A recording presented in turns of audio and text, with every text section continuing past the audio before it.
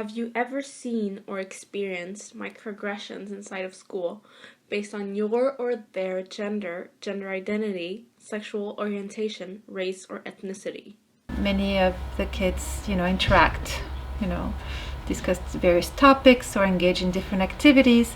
And I'm always saddened to see that there is clearly still gender inequality, in the sense that, whether it is a chess tournament or, anything, that the boys will be more likely to go for it, and the girls, will be intimidated, and sometimes you even hear microaggression, like you said, that being a girl seems to be a symbol of a weaker, status, and that really makes me sad. And so when I can, we address it.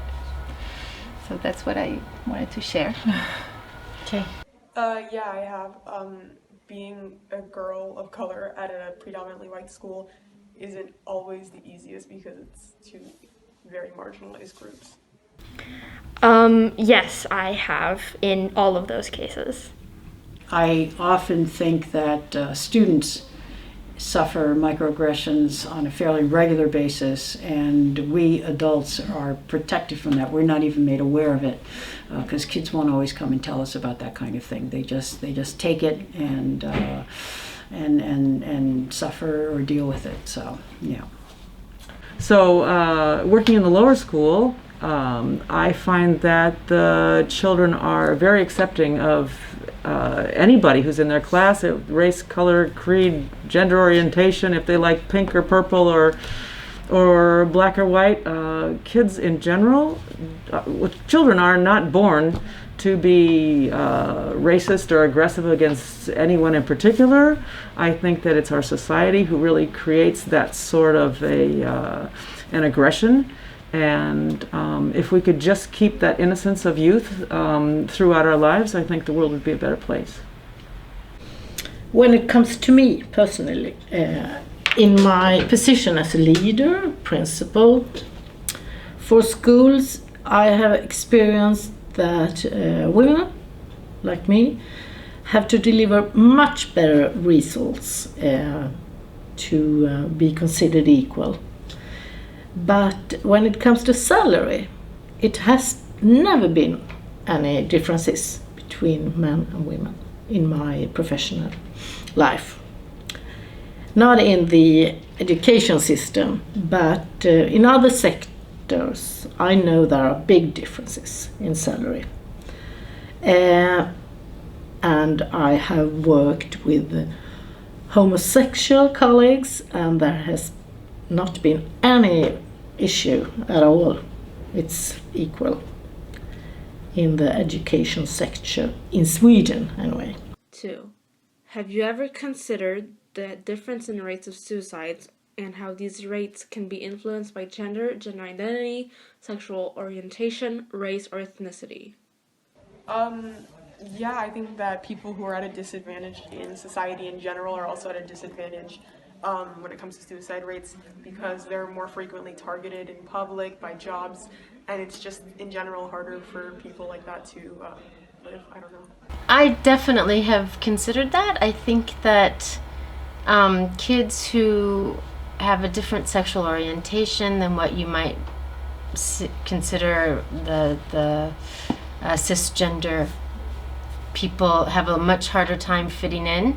I think that's why we don't see kids being very comfortable in coming out and seeing who they are and being comfortable in their own skin, and that definitely happens a lot. And unfortunately, I think the bullying and the things that might accompany that can drive kids to suicide and depression.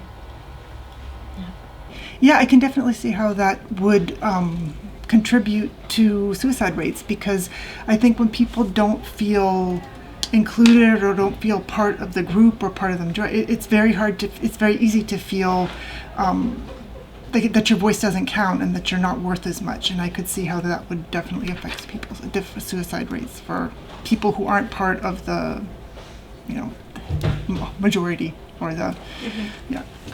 I mean, it makes sense that it does, because if a minority group in any shape or form is being suppressed or oppressed, then of course they're going to live through the results of that. Yeah, a lot. Absolutely. It's really important to always, whenever you hear about a kid who's suffering, there's a million different questions that go through your head. But the points that you raised just now is exactly it. That's the kind of thing you'll be asking yourself, gosh, I wonder what was it that propelled this kid to think that? And you do think about all these factors, because it's very tough when you're a kid. You're suddenly realizing who you are, and you used to tell your parents everything. You can't tell them certain things now. You don't feel comfortable sharing it with your friends or adults. So yeah, that's definitely in the forefront of my way of thinking. Yeah, maybe.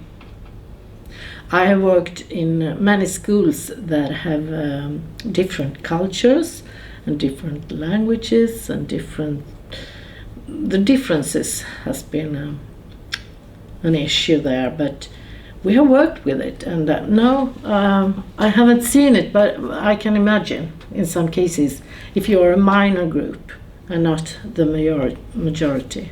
I have thought about things like that. I don't know if I've actually thought about the rate of suicide, but I think that people who have emotional difficulties, or if they're in a category of LGBT or something else that is more difficult to live with in today's society, I think they need a lot of support, starting definitely from their family. They need to be accepted by their family, and after that, as soon as they have a secure feeling, then I think they'd be more able to go out into society and become part of society. And I think everybody needs to realize that that everybody needs to be accepted. 3. Could you name 3 causes of gender inequality in the education system? So just again, from a very personal point of view, I know for a fact that for girls it's still difficult sometimes, especially during puberty. They're adjusting to things, how their body's changing, and having, sometimes a hard time adapting to the monthly, hormonal changing and everything. And the school's not addressing any of this. And sometimes they even stay home because they feel they're not feeling safe coming to school, and that is, in the 21st century, something that really shouldn't happen. So I personally think that the gender signs on the bathroom represent only 2 genders, and that should change. Well, I think a lot of it, for me, I go to India a lot. So when I think about gender equality, I think a lot about girls' education in India, and I think a lot of it is based, a lot of inequality is based on families' economic situations. So families that are very poor, for example, they have less of a incentive if they need someone to go to work, or they're not going to send their girls to school because their girls, they're taking up or they're not bringing in resources, they're not earning, or they could marry them out and they don't have to pay for them. So I think the economic situation of people is probably very important for gender equality. Girls also, if they don't have the right equipment, it makes it very hard once they get a certain age. So when someone's menstruating, for example, they're not going to be able to go to school if they don't have they don't have pads or something like that. So there's a lot of it is linked to the education and poverty of the family and the whole situation. I think that's probably the biggest cause of gender inequality in developing countries. Yeah, well, in poorer countries, I know girls don't have as easy an access to education. Personally, in this school, we're in a better milieu, so it's better. It's not as bad, but still, some teachers, for example, have prejudices against girls, especially in matière scientifique. If you're taught to think that one gender is superior than the other, then you're going to think that your entire life unless you open yourselves up to any more experiences or ideas. 3 causes. No, I can't come up with 3, but I can come up with 1. And the number one cause of gender inequality in education or anything is just actually a lack of education, a lack of being enlightened, a lack of having an education in tolerance. And so gender inequality in education can run the gamut. It can be girls who don't have access to education, who live in countries where they're told that they shouldn't learn how to read because reading will make them question things, and if they question things, that means they're not going to be happy with the status quo. So that's one kind. Or even the enlightenment that certain gender, men versus women or women versus men, are better at running a school or teaching or whatever than someone else. So yeah.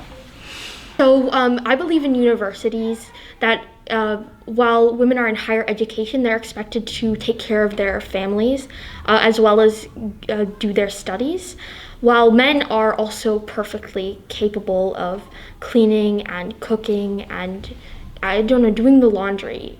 And the gender role of women being expected to do that is just one of the examples of gender inequality that still exists. I mean, for example, in the documentary about Ruth Bader Ginsburg, her husband, Marty, would take care of all of the cooking while she was working, and he always put her career first rather than his. And that's just one of the great examples of men stepping up and moving towards gender equality. Yeah, girls are in some ages better at different things that we classify as better in school. We have a system in school that helps girls more. We have a challenge to get the boys to get high grades in college. No, college. It's different words. High school. Yeah. Yeah. And that's a challenge. And in Sweden we work a lot with that because we have tests and we have exams and we have we work in a way that makes the girl more comfortable than the guys. I think school is somehow better for girls, and that's a challenge. I don't like that. I want to make school more equal, that you can succeed even if you're a boy in the early ages. When you continue to college and to higher education, the differences, it became more equal the older you get in the system, I think. Boys are generally more interested in questioning things like, why are we doing this? Why do we have to do it this way? And that's not a good thing at school. You have to do what you should. And the girls say, yes, we do. Now I'm general. It's not always like that, but I think that's part of it. I think part of gender inequality starts from stereotypes. If you think about high school in America, you think of the athletes and all the sports the boys go out for and everything, and girls don't always have the same opportunities. There are certain sports that are considered girls' sports and certain sports considered boys' sports. I know that's starting to change these days.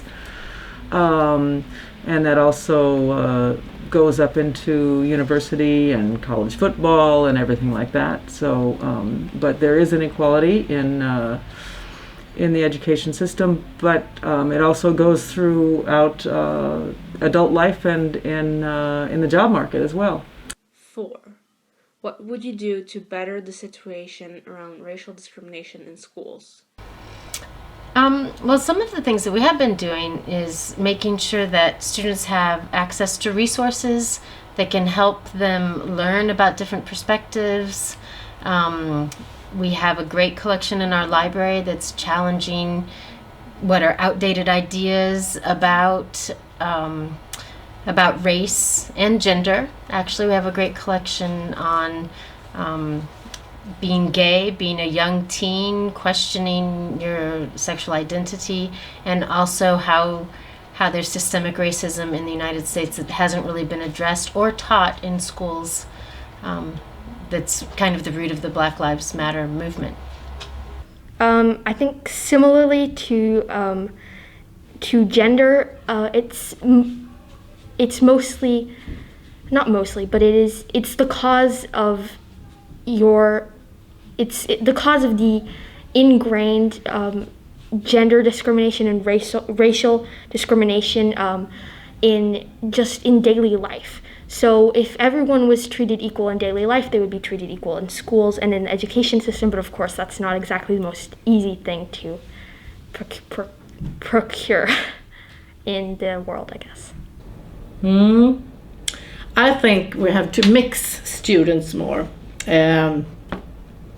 Multicultural schools gives all of us a better understanding for each other's differences, I think. And that's a way of working, I think. I believe in public, multicultural schools. That has to be the entire school is involved. And when I say the entire school, I mean it's not just the students, of course, and their families, but it's also all the teachers, all the administrators, it's the entire community. And the way to combat that, again, is through education. It can be curricular, in other words, expanding kids' horizons so they read books by different types of authors and are introduced to different types of perspectives about issues, whether it's racial equality, gender, any of those things. And then there has to be even sensitivity training. All kinds of things like that. But it's really, again, education for education lies at the base or at the foundation of all of that. 5. Why do you think it's important for everyone to have access to the same level of education? Well, absolutely, people need to have access to the same level of education, because without education you don't have the same opportunities.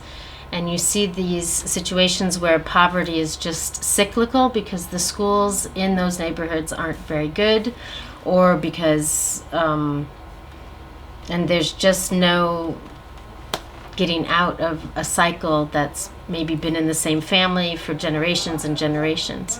So it is important that people have the same opportunities as others to better themselves or to have decent income and not having to work 3 jobs to support their families and things like that.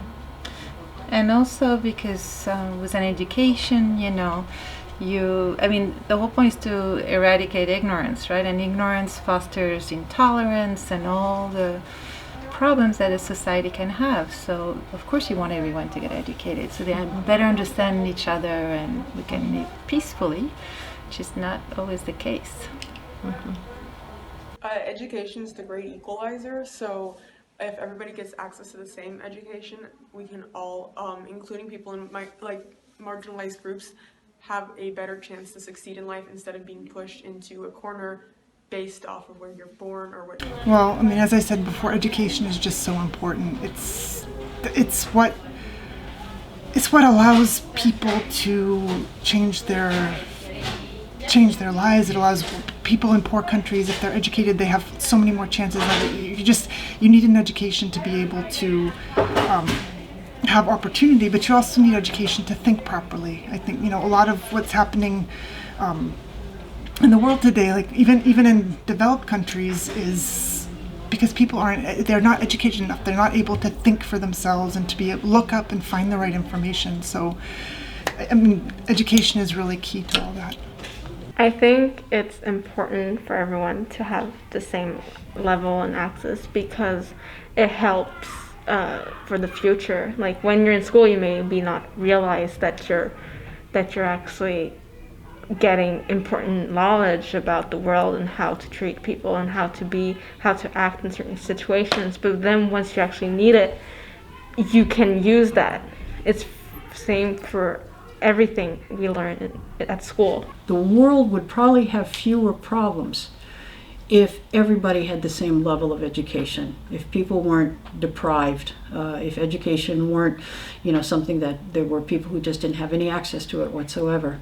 And by the way, one other thing about education, just as a general statement, is that of all the things that we as humans come into contact with, the one thing that cannot be taken away is what's up here. They can take away your house, they can take away your car, heaven forbid, people close to you, they can also, whatever. All your material goods, everything can go away. But what's in your mind, once you've learned it, it's yours forever. And it's yours to do with as you so desire. So yeah, education's extremely important, and people of all backgrounds and all genders, everybody should have equal access to education, definitely. Yeah, that's a necessary thing to avoid exclusion and the feeling of exclusion, which can lead to intolerance, violence, extremism. It's a part of democracy, I think. It has to be like that.